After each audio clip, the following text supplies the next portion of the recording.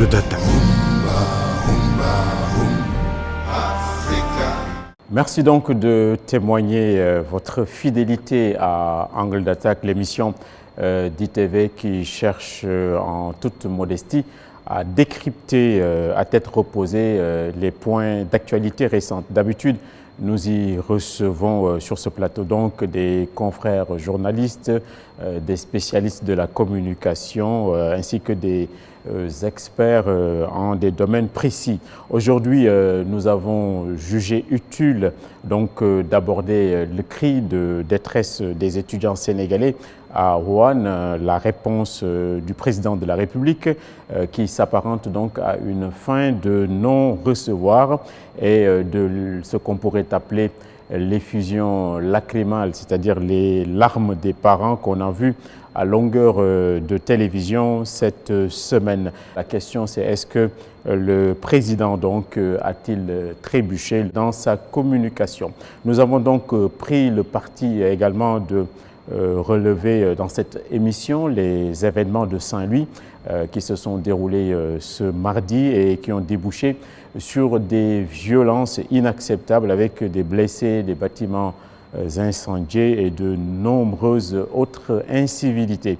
Alors la question qui s'impose ici fera appel au philosophe Spinoza qui parlait des passions tristes que sont la colère, le ressentiment, la violence, la jalousie et même la haine de l'autre, ainsi de suite. Donc nous avons plaisir aujourd'hui à recevoir dans cette première partie d'émission M. Mamadou Ndiaye, qui se trouve être le directeur des études du Centre d'études des sciences et techniques de l'information, le CESTI. Il est également spécialiste de la communication. Merci M. Ndiaye de répondre à notre invitation. Merci de m'avoir invité. Très bien. À vos côtés se trouve M. Kalignan, sociologue et acteur majeur donc à AIBD SA. C'est la structure qui a construit donc le nouvel aéroport. En deuxième partie d'émission, nous allons recevoir M.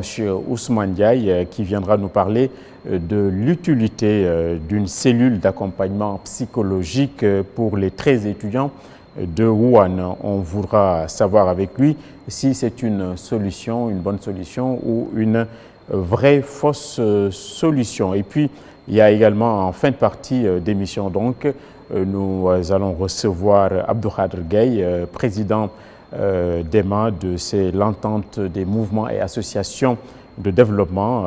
Abdoukhadr qui vient de publier dans la presse une contribution remarquable sur le sujet des journées nationales de propreté qui ont donc un peu de mal à infuser dans le pays.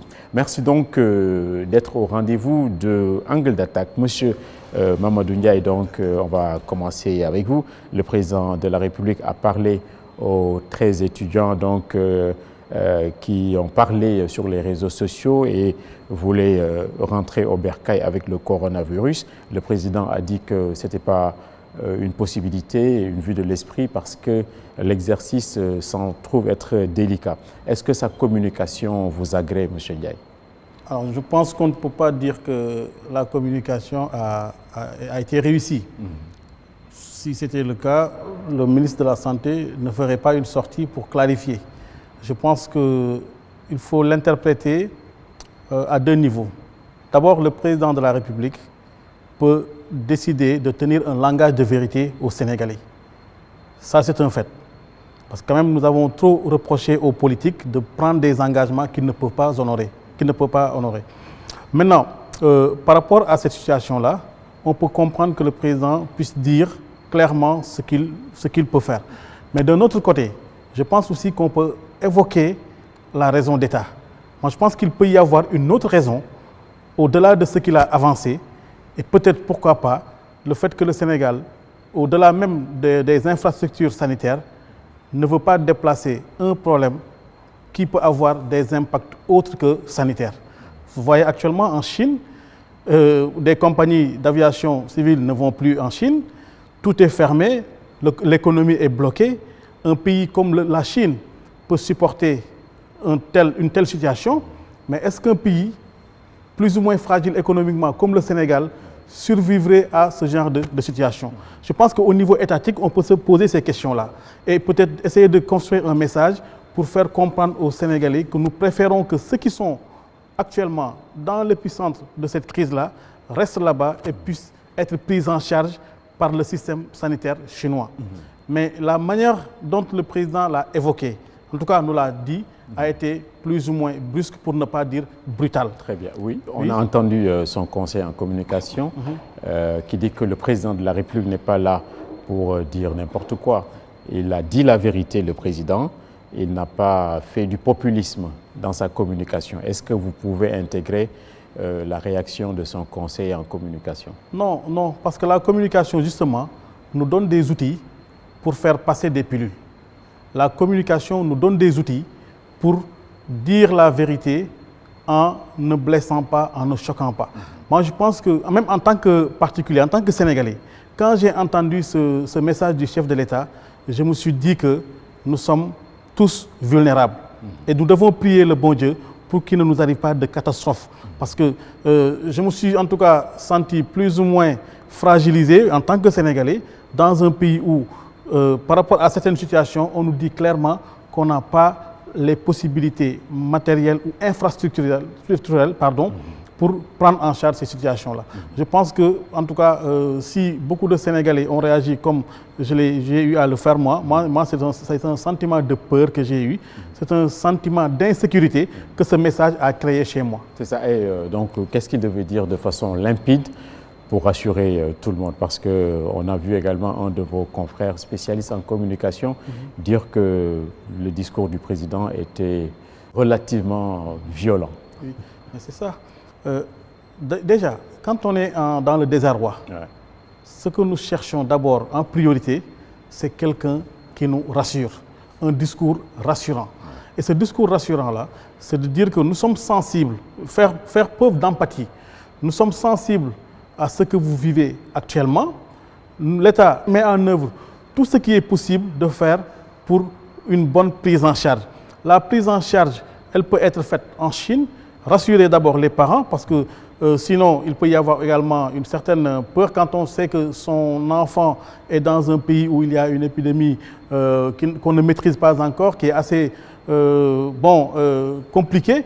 On peut développer des peurs, mais le président de la République devait d'abord rassurer en disant que nous prenons tout en charge, nous mettons tout en œuvre pour que ces étudiants-là, ces 13 étudiants, puissent être bien gérés, ne serait-ce que peut-être envoyer une mission d'ici qui pourrait aller en Chine, peut-être pas dans l'épicentre parce que c'est fermé, pour essayer de s'occuper de ce problème-là de manière beaucoup plus claire et beaucoup plus diligentée. Mais de Dakar, dire que nous avons, enfin, en tout cas dans la presse, j'ai entendu dire que de l'argent leur a été envoyé et qu'après ça, on ne peut pas les transférer à Dakar parce qu'on n'a pas les moyens matériels ou structurels pour s'en occuper.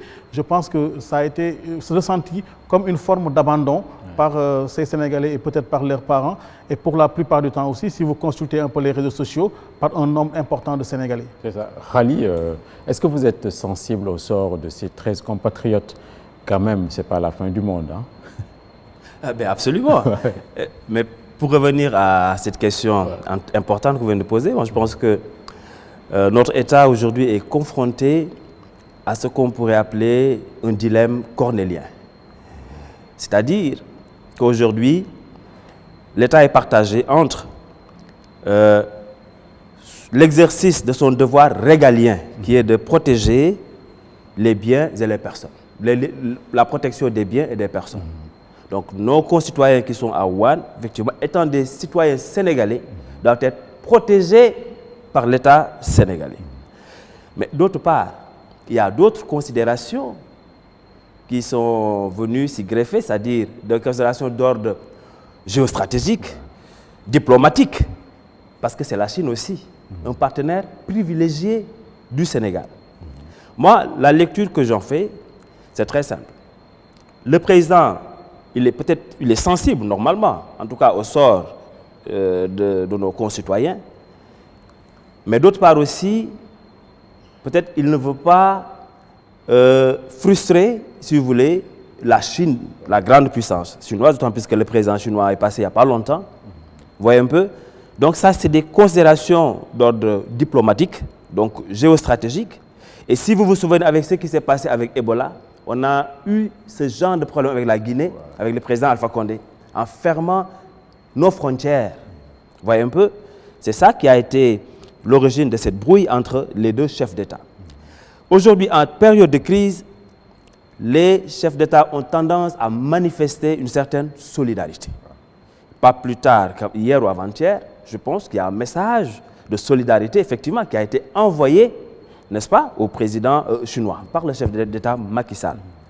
Ça peut être si vous voulez, un facteur explicatif, n'est-ce pas, de ce rendu-là qu'on a reçu du président de la République.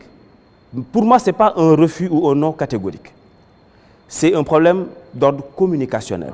Le président, il doit parler en dernier ressort. Il aurait dû laisser les spécialistes, les ministres en charge de ces questions, se prononcer dans un premier temps. Mais un président qui monte au créneau pour tenir un discours pareil en temps de crise, effectivement, ça peut créer des polémiques. Généralement, on dit qu'en période de crise, il faut dire la vérité, quelle qu'elle soit. Mais toute vérité, en réalité, n'est pas bonne à dire. C'est une question extrêmement sensible parce que c'est une question de vie ou de mort. Ces Sénégalais qui sont là-bas n'ont pas besoin d'argent. Généralement, c'est des boursiers. Donc, ils ne sont pas dans des logiques de survie. Mais au contraire, ils ont peur d'être contaminés. Vous voyez un peu, c'est ce qui a expliqué le cri de détresse, si vous voulez, de leurs parents ou des familles qui sont restées ici, en tout cas au Sénégal. Juste pour vous dire, quand ces périodes de crise, je pense qu'il faut beaucoup de sérénité dans la communication. Donc, ne pas faire dans la précipitation pour développer un argumentaire qui peut être effectivement déboulonné facilement. Parce qu'il y a des pays aujourd'hui qui sont en train de rapatrier leurs ressortissants.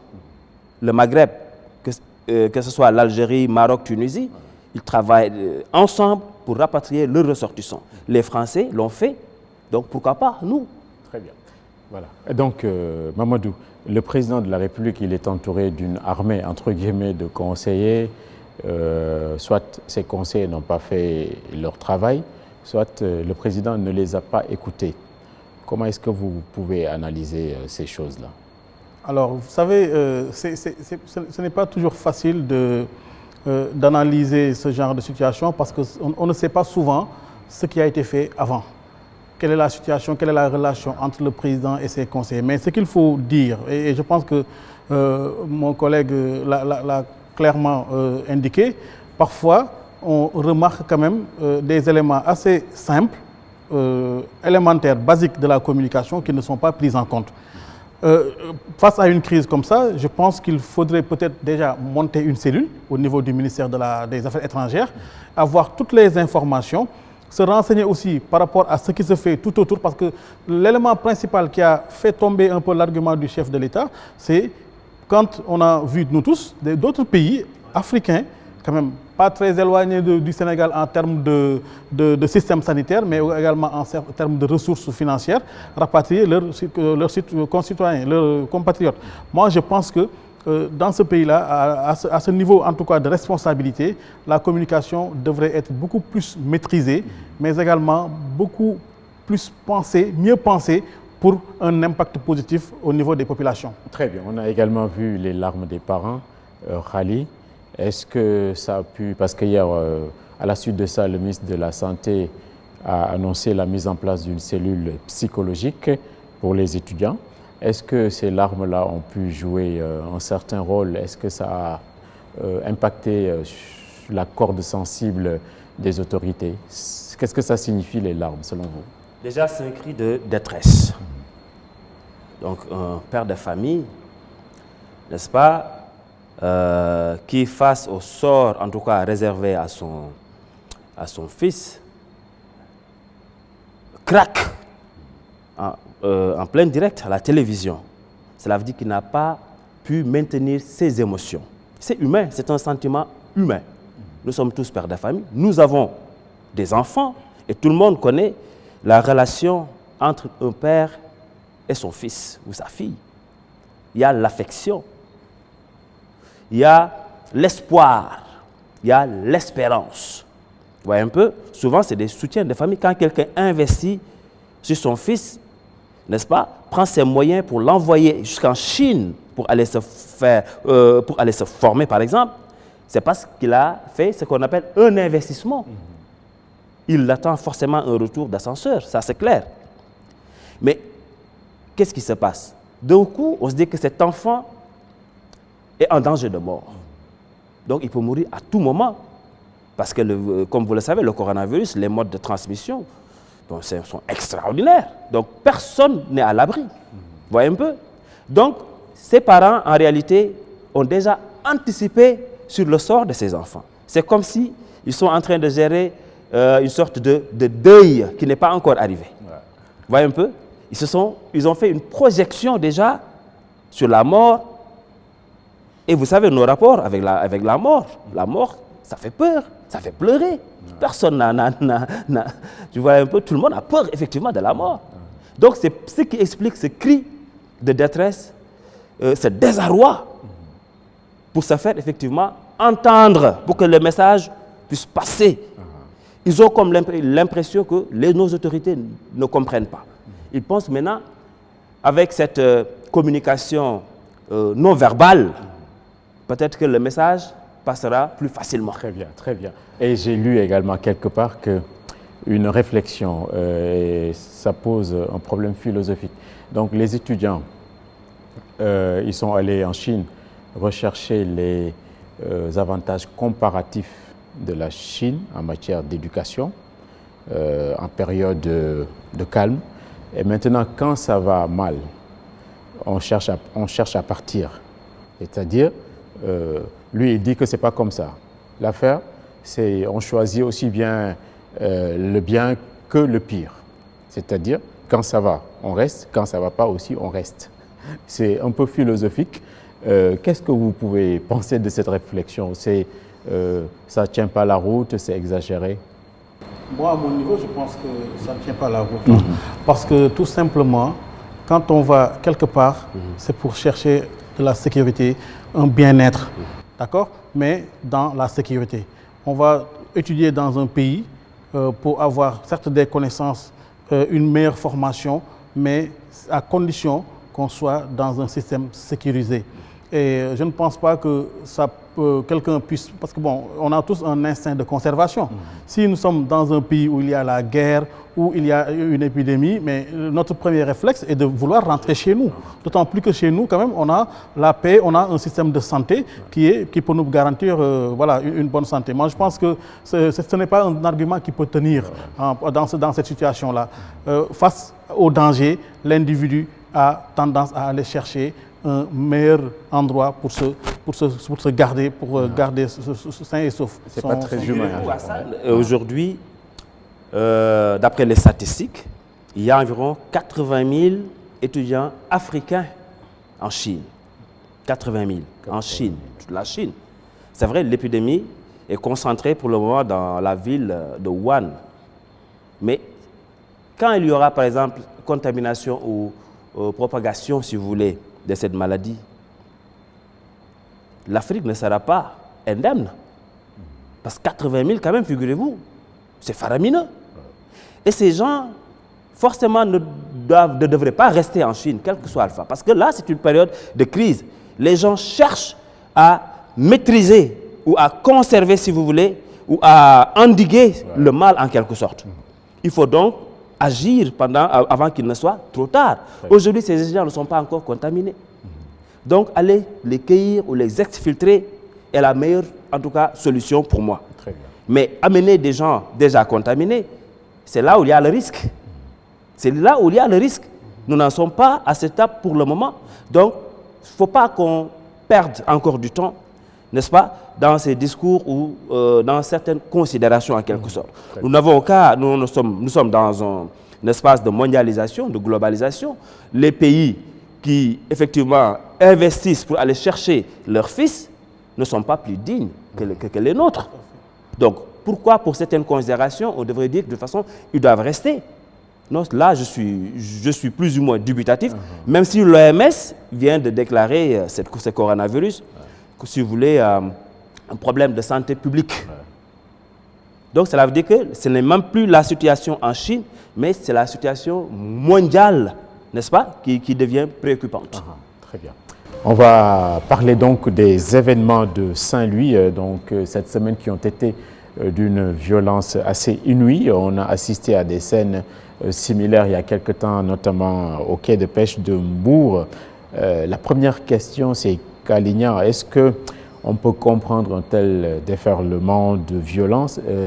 Est-ce que aussi cela ne témoigne-t-il pas d'un certain mal-être que pourraient vivre ou traverser les gens de la mer, nos parents qui ont comme activité la pêche? La violence est un phénomène social à la fois complexe et multidimensionnel, qui revêt, si vous voulez, plusieurs formes ou types. Ce qui s'est passé à Saint-Louis est une violence de type instrumental, c'est-à-dire par rapport, en tout cas, à un but précis. Les pêcheurs ont fait ces actes de violence pour se faire entendre par les autorités, mais aussi obtenir les titres administratifs, ces fameuses licences. Là, je suis tenté de me dire, est-ce que la fin justifie les moyens? Donc ce machiavélisme caricatural est indéfendable pour moi. La fin ne justifie pas forcément les moyens. On ne peut pas verser dans le vandalisme en caillassant les édifices publics, en s'attaquant aux forces de l'ordre qui ont le monopole de la violence légitime, encore une fois, juste simplement parce qu'on veut se faire entendre. Ça veut dire qu'il y a effectivement problème. Le problème, c'est qu'il y a, à mon sens, une accumulation de frustrations relatives. Accumulation de frustrations simplement parce que ces pêcheurs, ils ont attendu très longtemps, n'est-ce pas? Et ils n'ont encore rien vu. Et il y a un déphasage entre les aspirations de ces pêcheurs de Guet-Ndar et le niveau de satisfaction de leurs besoins. Donc, il y a une déception qui a provoqué la colère de ces gens-là. Si ajoute maintenant le communautarisme, la montée en puissance du communautarisme, Guet-Ndar est une communauté de pêcheurs. Donc la langue de Barbarie à Saint-Louis, avec des réalités, avec des problèmes communs. Vous voyez un peu, il y a une conscience collective forte parce que les communautés sont très soudées. Ils vivent comme dans les sociétés traditionnelles. Vous voyez un peu. Donc, il y a des logiques de solidarité mécanique ou par ressemblance, n'est-ce pas, qu'on peut observer dans ces sociétés, ce qui fait que le problème d'une seule personne ou d'un membre du groupe devient le problème de tout le monde. Et généralement, face à ces situations, pour un rien, ça peut dégénérer par solidarité mécanique, encore une fois. Parce que les pêcheurs, ils ont pratiquement les mêmes problèmes. Par exemple, c'est un problème de conscience en réalité qui se pose. Comment ne pas participer à cette bataille, à cette guerre, au moment où ma famille, mes parents, mes proches, mes frères sont en train de se battre pour la même cause?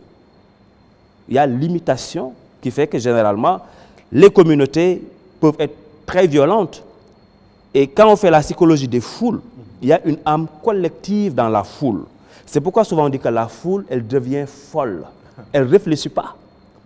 Parce que ce qu'on a vu dans les images, les édifices, Sénélec, OMVS, qui n'appartient pas au Sénégal quand même. Vous voyez un peu, c'est donc disproportionné. Mais comme je vous l'ai dit, c'est l'accumulation, encore une fois, de frustration. C'est le communautarisme grégaire, parce que c'est une communauté qui est visée, les molles, donc les pêcheurs de Saint-Louis, avec leur propre mode opératoire. D'ailleurs, ils sont, de manière caricaturale, on dit que les Guet-Ndariens, ou en tout cas les pêcheurs là, ils ont le sang chaud.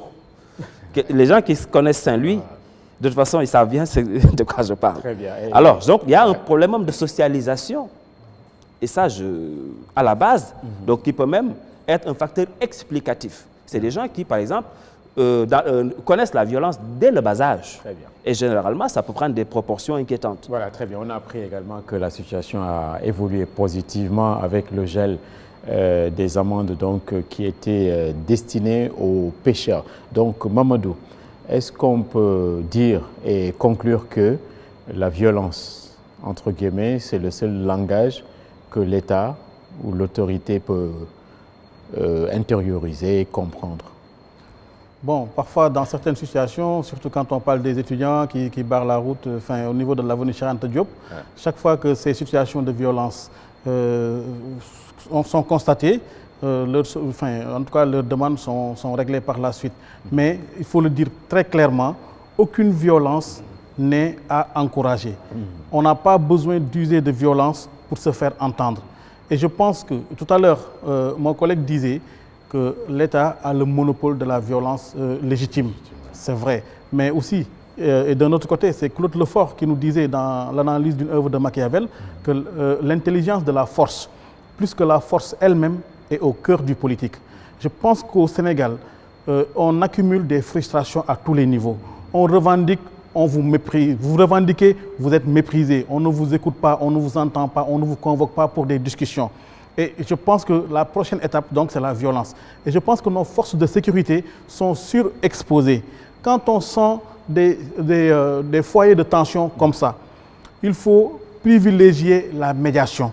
Il faut privilégier la discussion. Et in fine, s'il n'y a pas de solution, on peut user de la violence légitime. Et on se rend compte que quand l'État utilise la violence légitime, il a du répondant de l'autre côté.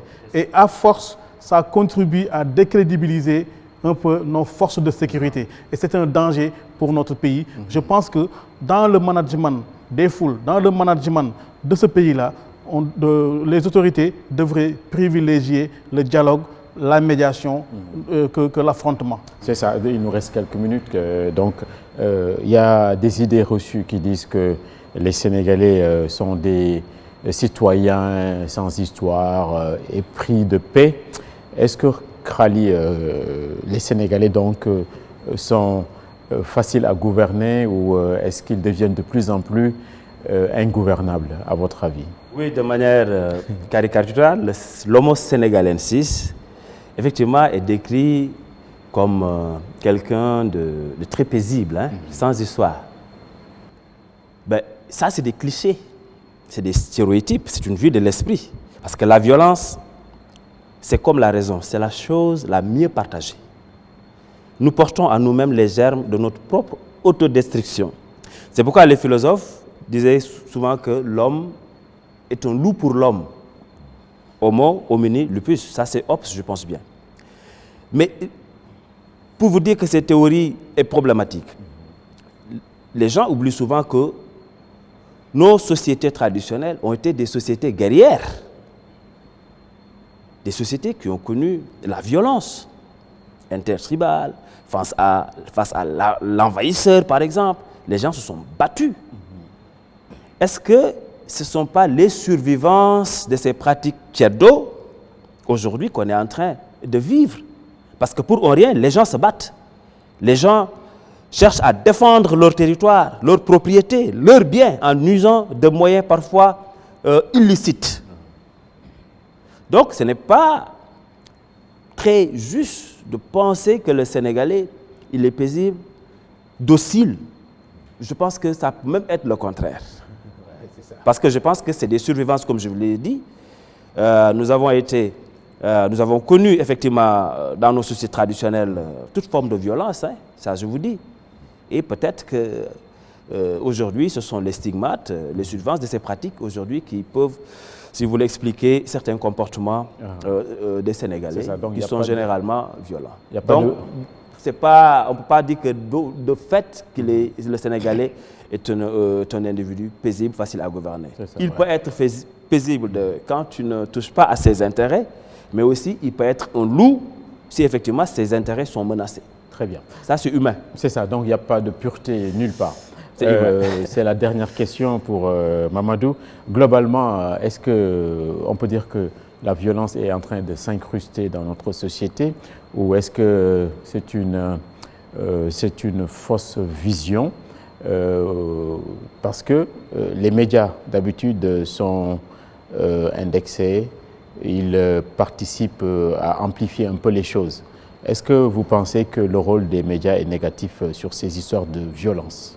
Bien sûr, les médias traditionnels comme les médias numériques, les réseaux sociaux, contribuent à l'amplification de toutes ces informations relatives à la violence. On a régulièrement des scènes de violence qui sont exprimées, qui sont photographiées, qui sont filmées et diffusées sur les réseaux sociaux.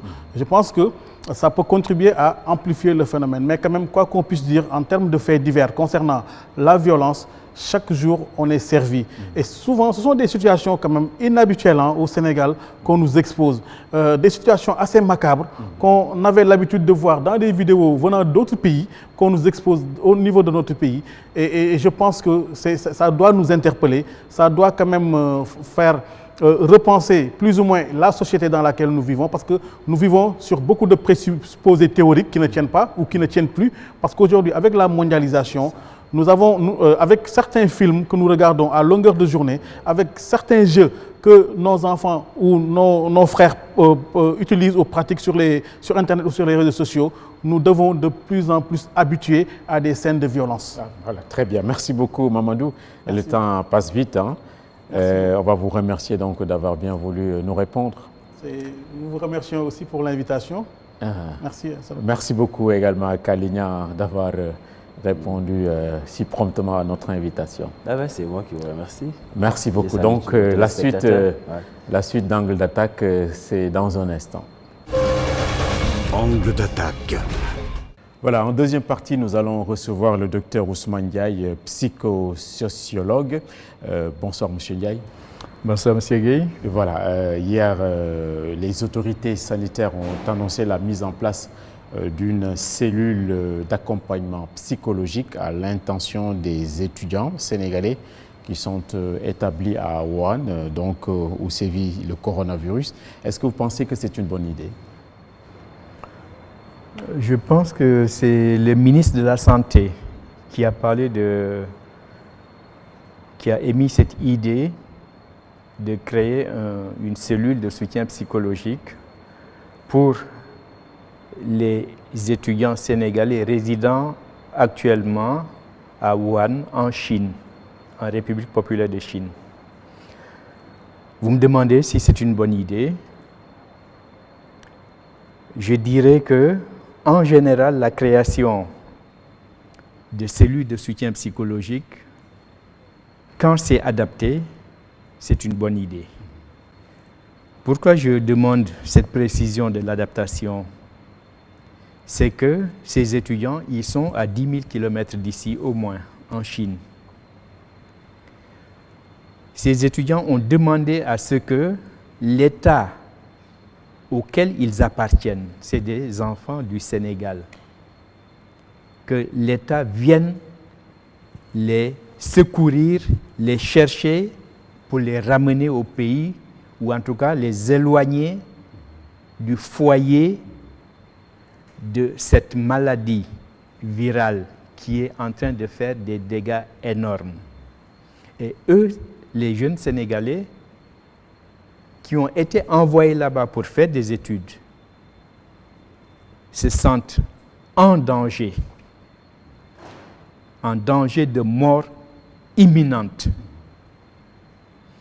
Ils sont dans un environnement et une atmosphère extraordinairement, disons, ça fait peur. Très bien, je ne vous coupe pas. Le ministre a parlé de cellules d'accompagnement, alors que d'habitude on parle de cellules de soutien. Il y a un glissement sémantique. Accompagnement. C'est la même chose? Non, pas forcément. Accompagnement, c'est léger. On utilise ce terme-là en général ici pour dire tout le monde demande aux autorités de les accompagner pour ceci, pour cela, etc. Non, ici il s'agit carrément d'un soutien. Et ce soutien il doit être fort, concret et efficace. C'est ça. Et comment on peut accompagner des gens qui sont à 10 000 km d'ici? À 10 000 km on fait de la téléconférence? Comment on fait? De la téléconférence, c'est tout ce qu'on peut faire. Ils vont faire de la téléconférence.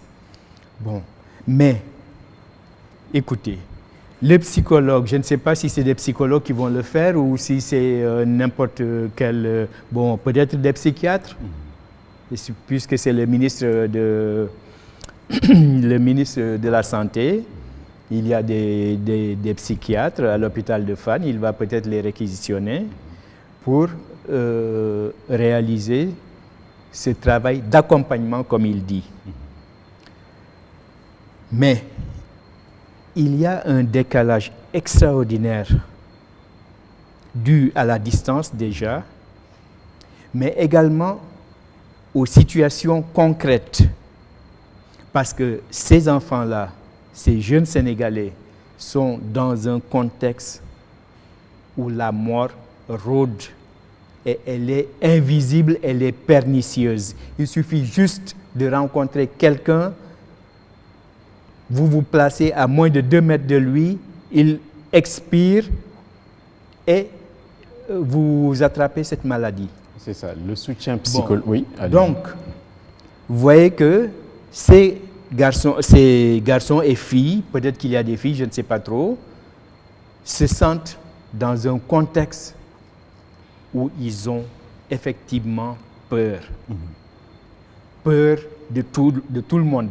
Quand on rencontre quelqu'un à moins de 2 mètres, la contamination est possible si la personne est affectée. Très bien. Bon.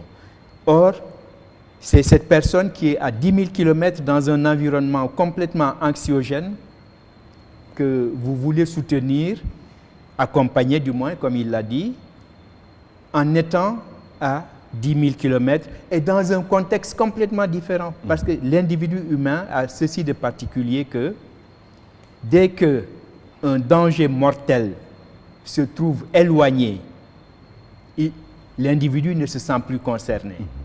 Donc, le psychologue, le psychiatre, tous ceux qui vont faire ce travail d'accompagnement, il leur sera difficile d'éprouver le ressenti que vivent nos jeunes compatriotes là-bas. Ce sera difficile. Bon, et je pense que je ne sous-estime pas du tout les compétences de ces collègues-là, mais à mon avis, ça ne va pas être simple de se situer à 10 000 km et d'écouter, parce que le soutien psychologique, ça demande beaucoup d'écoute, ça demande beaucoup de discussions, d'échanges, etc. Bon.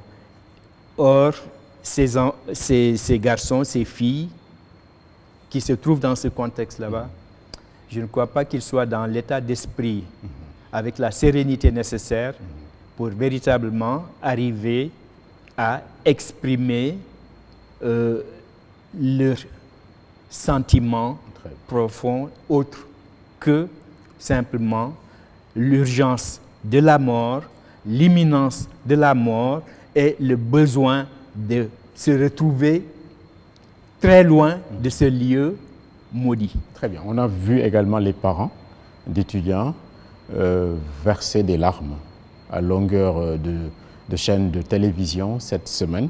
Est-ce qu'eux aussi n'auraient pas besoin du même soutien? Mais c'est les plus accessibles à l'heure actuelle. Le soutien psychologique devrait en priorité les concerner.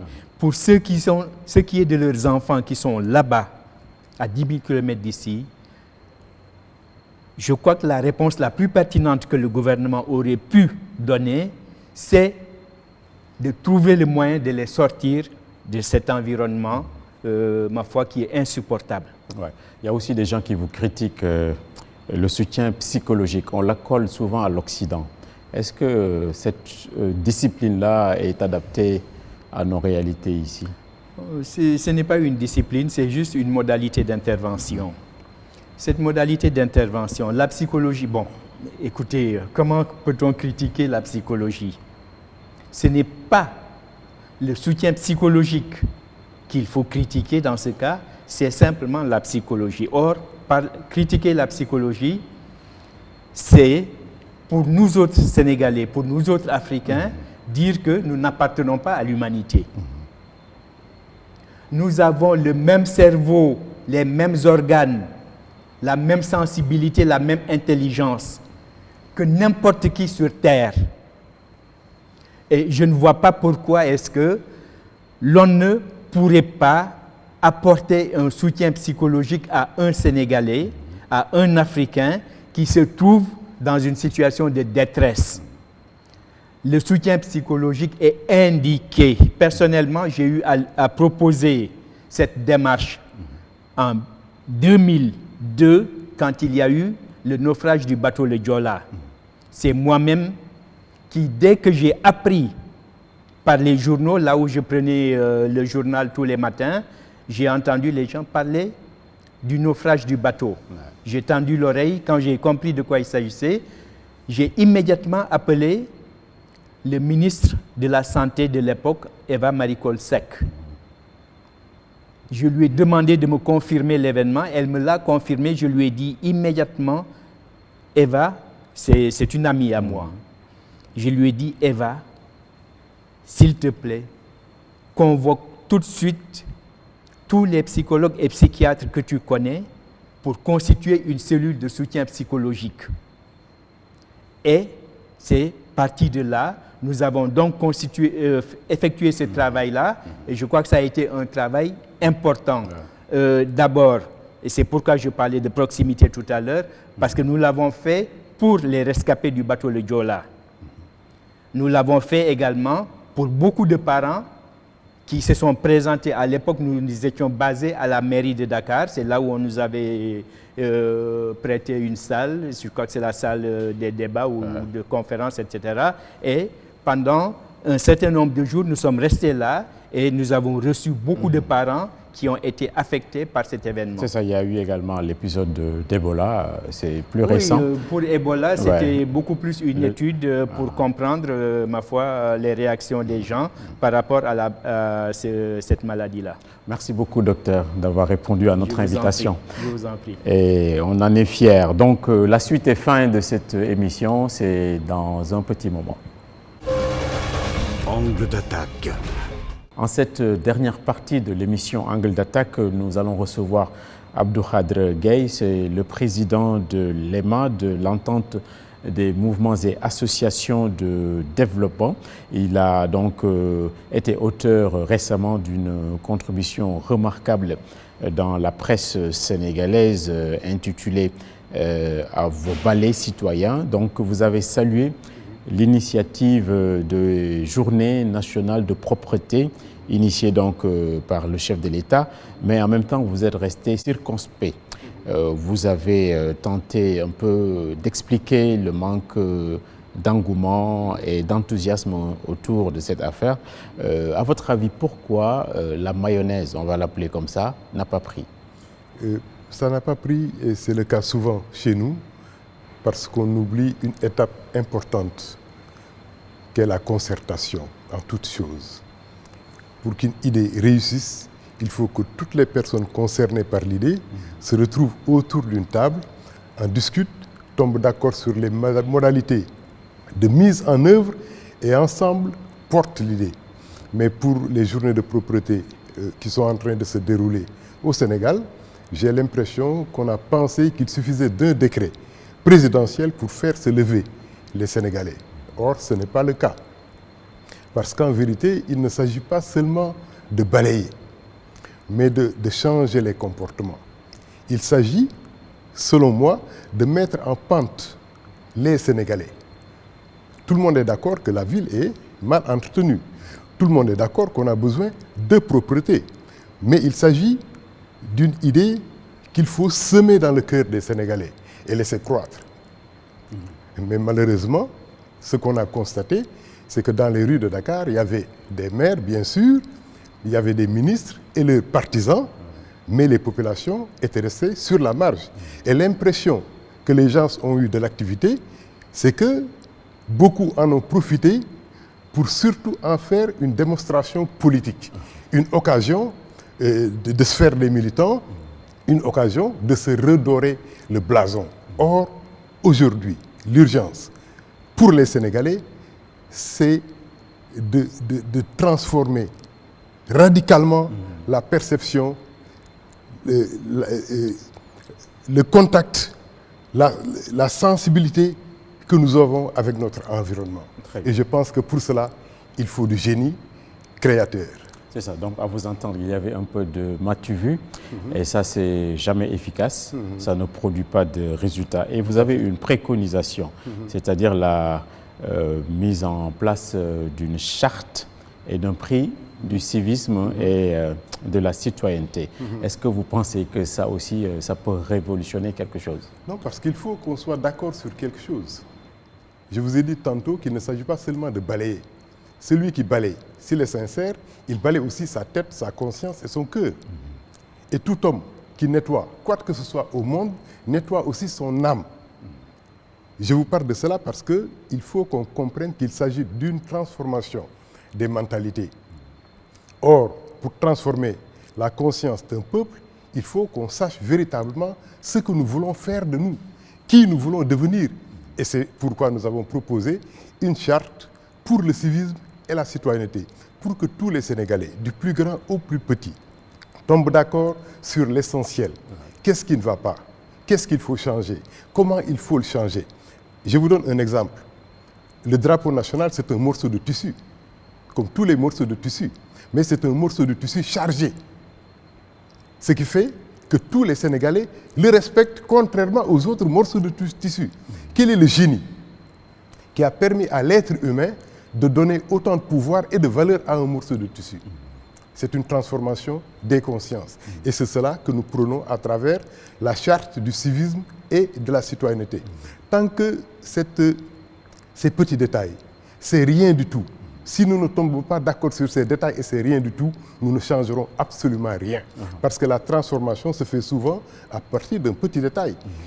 Une chose qu'on néglige peut révolutionner tout un pays, tout un continent, toute une humanité. Et je pense que c'est important. Voilà, donc à vous suivre, les symboles ne sont pas beaucoup respectés dans ce pays.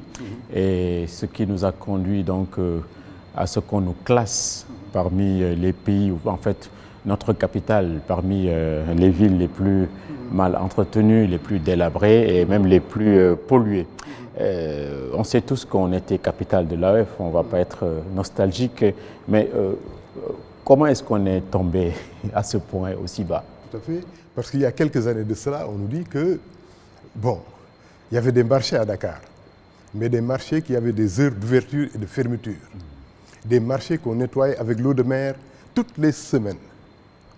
La rue était moins encombrée que maintenant. Bien sûr, avec la sécheresse de 70, bon, et la situation économique qui s'en est suivie, il y a eu beaucoup de... L'exode rural s'est accentué et Dakar s'est retrouvé. Mais maintenant, qu'est-ce qu'on voit à Dakar?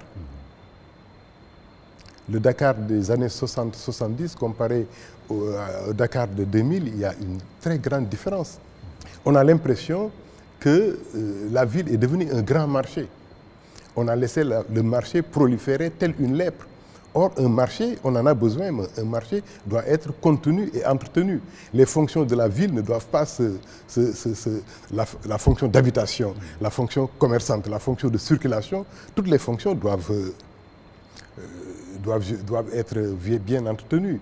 Et on se rend compte maintenant que la fonction commerciale domine à Dakar et que Dakar est devenu un grand marché. Il n'y a plus de trottoirs où circuler. Il y a quelques années de cela, on pouvait aller visiter les plages de Dakar à 1h du matin.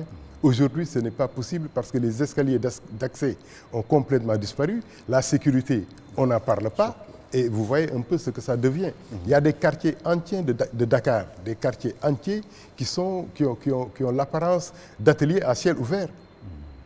Et on se pose la question, comment se sentent les gens qui habitent ces quartiers? des rues obstruées en plein centre-ville, devenues rues piétonnes, encombrées par le commerce. Et bien sûr, on doit vendre, mais on doit aussi habiter. Le cadre vital, l'espace vital doit être maintenu, mais ce n'est plus le cas à Dakar. On a l'impression que c'est du laisser aller. Ouais. On a l'impression que plus personne ne contrôle. La direction n'est plus indiquée. C'est comme un véhicule qui circule et où il n'y a pas de chauffeur. C'est ça. Il y a aussi une absence de vision en matière d'aménagement du territoire. Voilà, vous avez cité les imams, les curés qu'il faudra impliquer. Vous avez rappelé l'épisode de 1989 avec le Set Setal. Vous dites que c'était relativement efficace, mais c'était teinté aussi de folklore, voire de raquettes. Est-ce que vous pouvez revenir sur ces deux mots-là? En fait, en 89, il y a eu un mouvement spontané qui a pris départ avec l'immersion de la jeunesse dans l'arène politique en 88. Le président, à l'époque, a parlé d'une jeunesse malsaine lorsqu'il a été attaqué à Thiès. Ensuite, il y a eu les événements entre le Sénégal et la Mauritanie en 89, suivis automatiquement par le CCTL. On a l'impression que c'était des activités contradictoires. Mais le sentiment qu'on a eu à l'époque, c'est que la jeunesse sénégalaise exprimait son désir d'être prise en compte dans toutes les décisions qui se font au Sénégal. Et cela s'est exprimé à travers le CCTL, qui a été un mouvement spontané, un désir fort, efficace. Donc les jeunes ont déposé les cailloux, ont déposé les couteaux et ont pris les pinceaux et les balais pour balayer la cité. Bon, malheureusement, les autorités de l'époque ont voulu, comme d'habitude, politiser l'activité, en profiter pour se faire des militants. Très bien. Et c'est ce qui a dévoyé le mouvement. C'est ça. Je crois que cette expérience doit servir. C'est ça. Et je vous rappelais aussi également que si jamais le Sénégal avait gagné la Coupe d'Afrique dernière contre l'Algérie, les gens se seraient spontanément levés pour nettoyer la ville. Voilà, le temps est fini, mais vous avez aussi parlé de manque de végétalisation de la capitale et bien d'autres choses. Et cette semaine, on a entendu le ministre de l'Environnement parler d'interdiction du plastique une bonne fois pour toutes. J'espère que ça va marcher. Et la deuxième contribution que vous avez faite, c'est la migration des vertus. J'ai noté un peu de scepticisme dans ce texte-là. Qu'est-ce que vous voulez dire? En fait, c'est Serigne Pape Malick Sy que j'ai entendu à l'occasion de ses discours dire que de nos jours, les vertus sont en train de retourner au ciel. Parce que Dieu a fait descendre les vertus sur terre pour habiller la nudité des humains. Mais puisque nous, les hommes, nous n'avons plus besoin de ces vêtements et que nous préférons nous promener tout nus dans la cité, les vertus retournent au ciel. Et avec cette image, j'ai senti la véracité de l'image. Parce que voit-on aujourd'hui? Les gens préfèrent l'argent à la vertu, ils préfèrent les honneurs à la vertu parce qu'ils sont prêts à vendre leur vertu, leur courage, leur dignité, leur honneur pour la réussite de Mbeugue Teki. Et c'est ce qui fait dire aux jeunes, Barza ou Barzakh. Si tu n'as pas l'argent, mieux vaut mourir. Je pense que c'est une mauvaise conception de la vie et de l'humanité. C'est ça, donc nous sommes en train de célébrer le veau d'or. Le veau d'or. Voilà, très bien. Oui, comme au temps de Moïse. Oui, c'est ça. Malheureusement, c'est terminé. On va vous remercier d'avoir bien voulu répondre à nos questions. Merci beaucoup. M. Gueye. Donc, l'émission est terminée. C'est la fin d'Angle d'attaque pour cette fois. Nous allons vous souhaiter une très bonne soirée et en vous disant donc au revoir et à bientôt.